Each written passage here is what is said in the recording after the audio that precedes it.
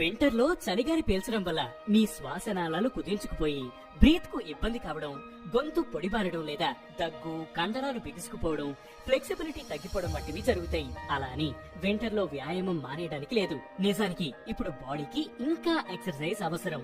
Outdoor workouts కు వెళ్లే ముందు వెచ్చని దుస్తులు ధరించడంతో పాటు ఇంట్లోనే ముందు స్ట్రెచెస్, జంపింగ్ జాక్స్ వంటివి చేసి మీ బాడీని వార్మప్ చేసుకోవాలి.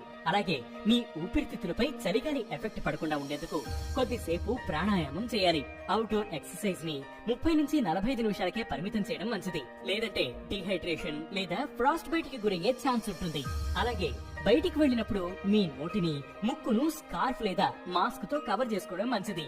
దీనివల్ల చల్లగాలి నేరుగా శరీరంలోకి వెళ్లదు. ఇందుకు ఆల్టర్నేట్ గా ఇంట్లోనూ వర్కౌట్స్ చేసుకోవచ్చు.